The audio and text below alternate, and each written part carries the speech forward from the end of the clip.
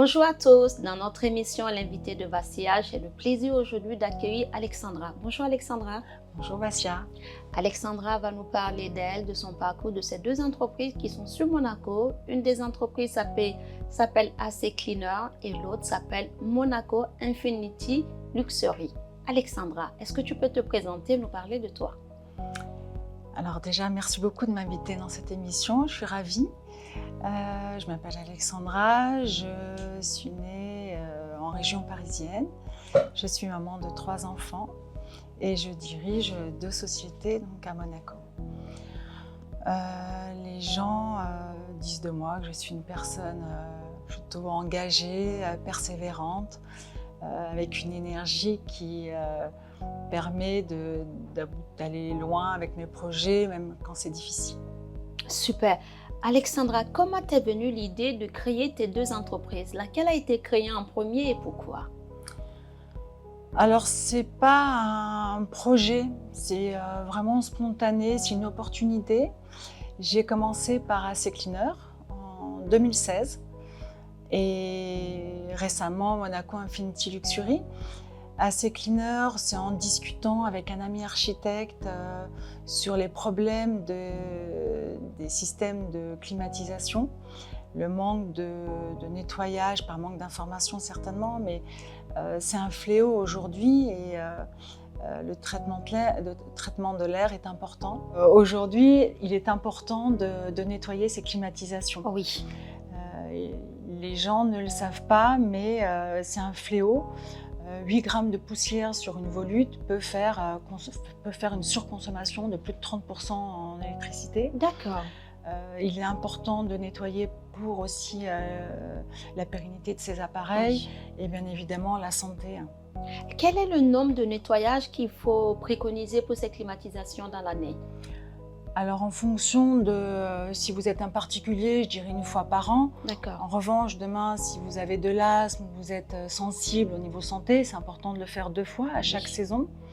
Mais vous avez aussi les ERP, tout ce qui est les gens recevant du public, où là, il est conseillé quand même de passer 2-3 fois régulièrement. D'accord. Il ne suffit pas de changer un filtre, c'est pas ce que je dis vraiment de nettoyer, c'est-à-dire que démonter l'appareil pour aller nettoyer la batterie, les bacs à condensat, les volutes. Un changement de filtre, c'est pas suffisant, ça c'est recommandé de le faire tous les mois. D'accord. En ce qui concerne AC Cleaner, quelle est ta zone d'activité? Est-ce que c'est uniquement sur Monaco? Est-ce que c'est sur la Côte d'Azur également? On travaille sur toute la Côte d'Azur, principalement évidemment Monaco, mais Oui. nous sommes aussi implantés sur Cannes, Saint-Tropez. Oui. On a fait des chantiers à Lyon aussi. Donc non, on est principalement sur la Côte d'Azur, mais on peut se déplacer ponctuellement sur des sites précis. D'accord, très bien. On a donc compris l'activité de AC Cleaner. Qu'est-ce qu'il en est de Monaco Infinity Luxury? Alors, et quand est-ce que ça a été créé? Ça a été créé récemment. On a mis. Alors, c'est un projet. J'ai accompagné Pascal Barbieri, avec qui on a fait ce magnifique projet. C'est un showroom de 250 mètres carrés qui se trouve à Monaco.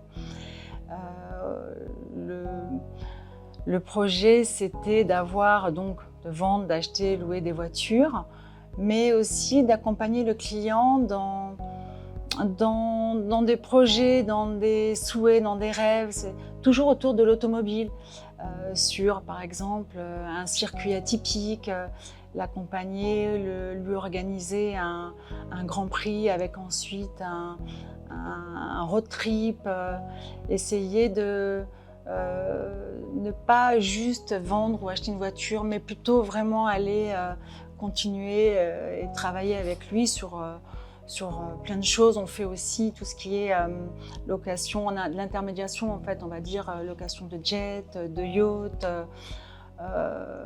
On organise aussi, on accueille les étrangers qui viennent s'installer à Monaco, donc on s'occupe de leurs papiers, des immatriculations des voitures. On accompagne le client un petit peu comme je dirais qu'on est une conciergerie de luxe. Tu vois, donc on on accueille, on vend et on achète et on... Quel type de voiture ton équipe et toi vous proposez en général, ou quel type de voiture les clients qui te sollicitent souhaitent On a tout type de voitures, principalement des voitures prestigieuses, mais pas que. Vous pouvez très bien acheter une Ferrari et avoir besoin d'une Smart ou d'une Polo. Oui.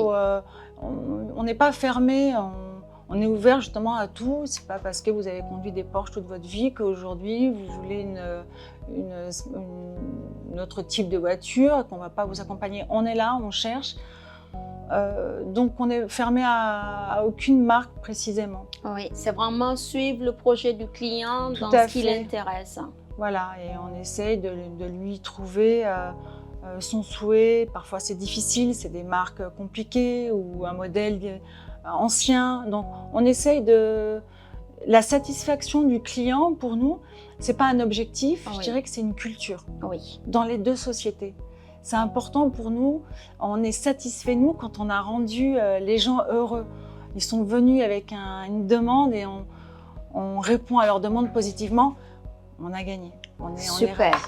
Dans ce cas-là, plus que la satisfaction du client, c'est vraiment la culture des deux entreprises, hein, c'est l'ADN même de tes deux entreprises.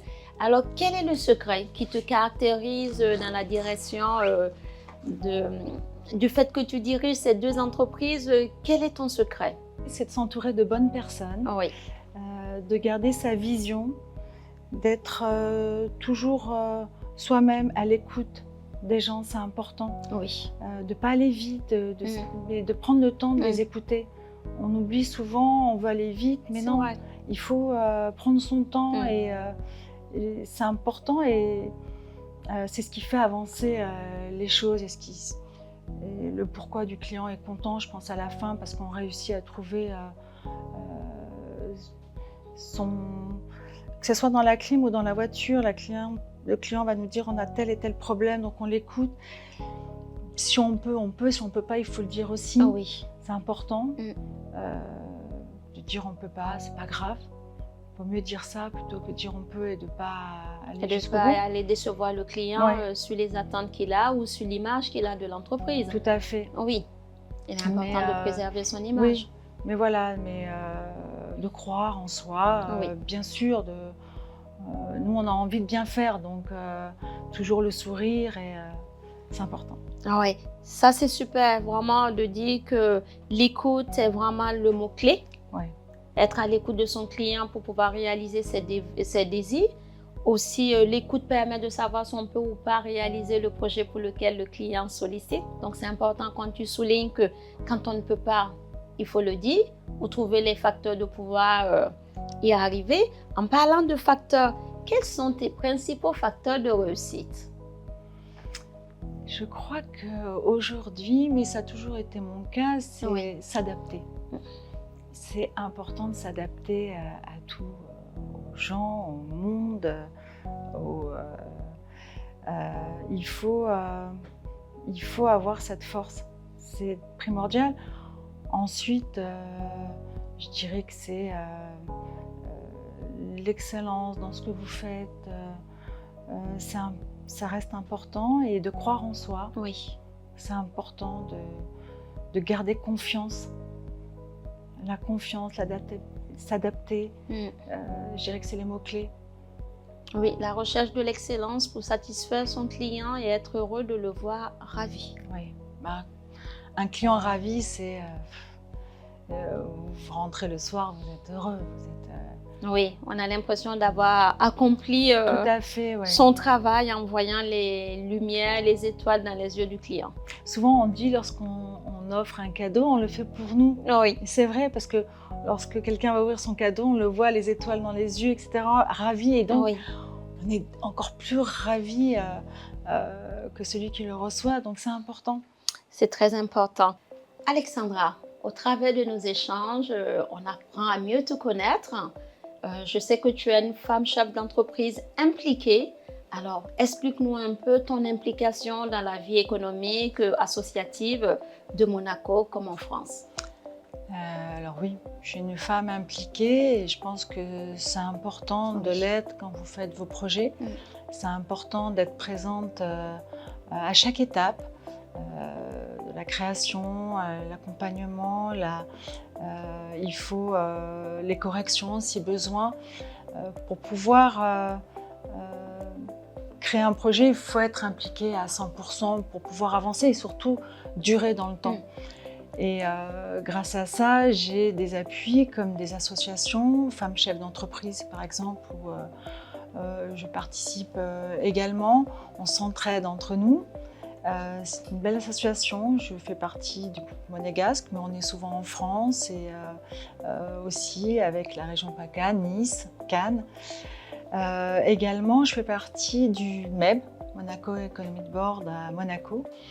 C'est des associations qui vous aident énormément à avancer, à rencontrer les personnes que vous avez besoin, que ce soit des banques, que ce soit des clients, que ce soit des conseils, sur tous les plans, sur votre façon de faire, votre façon de travailler. Quand vous avez un doute, elles sont là. Et ces femmes chefs d'entreprise et l'Economic Board, donc c'est la chambre de commerce à Monaco, et elles sont là pour vous développer et vous aider, et c'est très important. Je trouve que c'est vraiment, j'en suis très reconnaissante. Oui. C'est vrai que la vie associative a une importance capitale dans la vie d'une chef ou d'un chef d'entreprise. Tout à fait. Et votre implication, ton implication dans le domaine de l'économie sur Monaco ou sur la Franche Riviera, sur la Côte d'Azur notamment? Aussi, on essaye de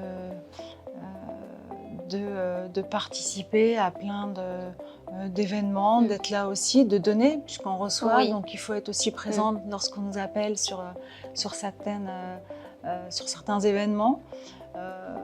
C'est important de rendre, oui, parce que sinon, que recevoir, c'est pas possible. Non. Donc participer, ça peut être aussi sur des actions caritatives, mais donner son temps. Oui. Donc j'essaye aussi d'être impliquée. Donc par exemple à Monaco, il y a le Téléthon, on essaye de donner un peu de soi, oui. Du temps, des cadeaux. Enfin voilà, il faut. C'est pas une corvée, c'est vraiment un plaisir de rendre. Je demande beaucoup, moi j'ai pas honte de demander de l'aide. Bien sûr.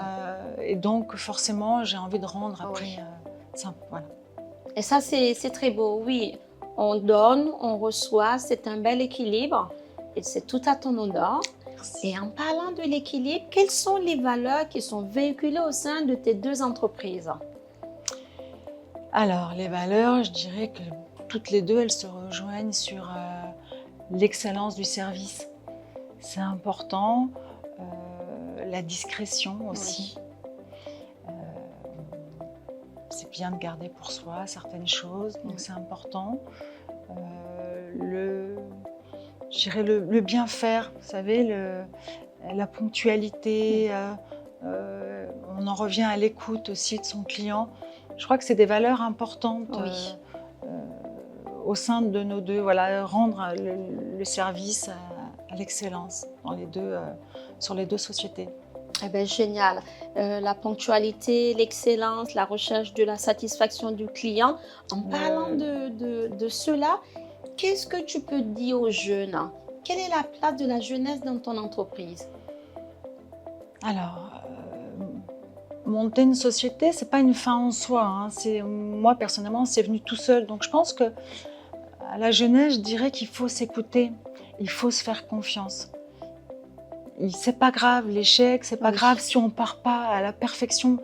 La perfection, elle n'existe pas. Il faut justement ces petites imperfections, c'est ce qui va faire que vous allez devenir ce que vous êtes et donner un petit peu la touche glamour de votre société aussi. Donc, il faut, quand on sent c'est le moment ou que vous avez envie de faire quelque chose, allez-y. N'ayez pas peur. Allez-y et ça va vous ouvrir plein de choses, quoi qu'il arrive. Donc, oui, il faut le faire. Il faut s'écouter aujourd'hui. Il faut aller de l'avant. Moi, j'ai donné plein de fois ma démission dans des super postes parce que j'avais envie d'autre chose. Je me souviens de ma maman qui me disait « Oh mon Dieu, on donne sa démission. » Oui, mais il y a la peur, c'est ce qui va vous faire avancer, la peur au ventre, de dire « Waouh, mais si je fais ça, mais je perds ça. » Non, vous n'allez rien perdre. Au contraire, vous allez gagner. Et ça, c'est important. Donc la jeunesse doit croire en elle. Il faut croire en soi. Et quel est dans ton domaine ou dans tes deux domaines d'activité au niveau du recrutement? Comment ça se passe? Ça se passe aujourd'hui, je dirais qu'on recherche des personnes qui ont envie de travailler, Oui, qui vont avoir une vision un petit peu comme la nôtre, c'est-à-dire savoir donner, savoir prendre son temps, être à l'écoute et donner, partager aussi. On n'a pas parlé, mais le partage c'est important aussi. Il n'y a pas d'âge, on n'a pas... là, j'ai embauché une jeune fille pour Monaco Infinity Luxury. Elle était pétillante, elle avait envie, elle avait parcours atypique. J'aime bien, on n'est pas fermé à un profil. C'est plutôt la personne qui va nous donner envie de dire waouh, on a envie de travailler avec elle. Et si nous, on a envie de travailler avec elle, les clients vont être ravis de la recevoir, là entre autres sur Monaco Infinity Luxury. Mais un technicien qui a envie, qui présente bien, qui a le sourire. Moi, souvent, quand les clients m'appellent pour me dire « Ah, votre technicien, il était super, il a été gentil, poli », je suis ravie. oui. C'est super, c'est agréable. C'est vraiment important, c'est l'image de l'entreprise. Tout à fait. Le terrain nous reflète à nous.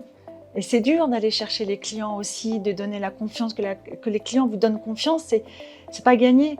Donc quand on l'a gagné, il faut savoir après sur le terrain l'entretenir et répondre à la confiance du client. Ça, c'est important. En parlant de la confiance que le client nous accorde, en tout cas t'accorde dans tes deux entreprises, quel est le conseil que tu peux donner aux femmes, aux hommes qui ont envie de prendre le chemin de l'entrepreneuriat?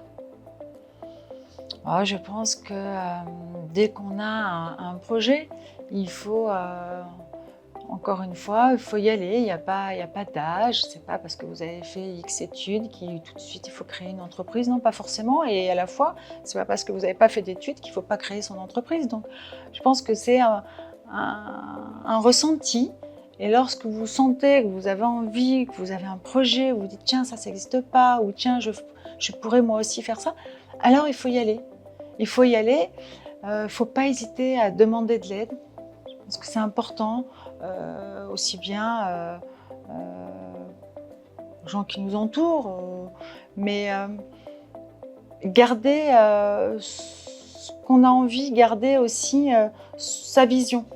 Ne pas trop non plus écouter les gens, attention, tu sais, tu risques de... Ah là là, il faut rester positif, donc il faut aller vers les gens positifs, ça c'est important. Et puis il faut se lancer, ne pas avoir peur, peu importe l'âge, peu importe, et se donner les moyens. Donc après il faut préparer bien son projet. L'idée du projet c'est d'aller sur du long terme. Oui. Donc il ne faut pas non plus être trop impulsif, il faut aussi le préparer. Il faut le penser, le préparer, et ensuite il faut croire en soi et il n'y a pas de raison. Ça, c'est vrai. Tout à l'heure, Alexandra, tu as parlé du partage. Qu'est-ce que tu aimerais rajouter là-dessus? Le partage, c'est la base. Chez moi, c'est très important. J'adore donner. Et le partage, c'est partager des informations. Ça veut dire recevoir aussi, être ouvert. Le partage, je pense que c'est une des raisons pour laquelle aujourd'hui je suis là. C'est ce que j'inculte aussi à mes enfants. C'est primordial aujourd'hui dans la vie, le partage. C'est tellement agréable d'aller partager. Ça peut être une information, un restaurant, s'entraider. Partage, c'est s'entraider aussi. Il faut aujourd'hui pour avancer et partager, c'est aujourd'hui donner quelque chose à quelqu'un qui peut-être dans quelques années vous le rendra. C'est pas, on n'attend pas un retour forcément tout de suite, mais moi j'ai un réseau parce que moi j'ai beaucoup voyagé.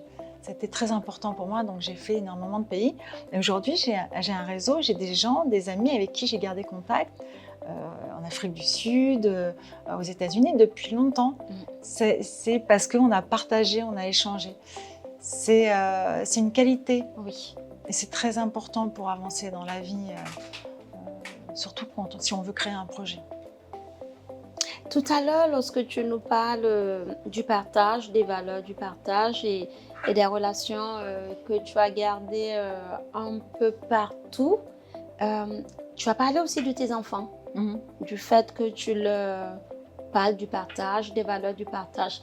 On va arriver sur cette question, comment tu arrives à gérer, parce que quand on a commencé l'émission, tu nous as fait comprendre que tu es maman de 3 enfants. À te regarder, je me dis tes enfants doivent être jeunes, hein? Alors, Merci. comment tu arrives à gérer aujourd'hui les 4 casquettes finalement? Tu as la vie privée, qui est la vie de maman, de femme. Tu as la vie associative, la vie de femme chef d'entreprise, de 2 entreprises que tu mènes. Alors, comment tu arrives à trouver un équilibre pour être sur autant de fronts, sur les fronts d'une femme? C'est compliqué. Oui. C'est compliqué, c'est pas toujours, c'est pas linéaire. Il y a des moments et il faut s'adapter. Une chose est sûre, je dirais que je suis très sincère dans tout ce que je fais. Et voilà, c'est important. Je peux pas en dire plus. On s'adapte avec sincérité et les choses, voilà, il faut gérer. Il faut gérer.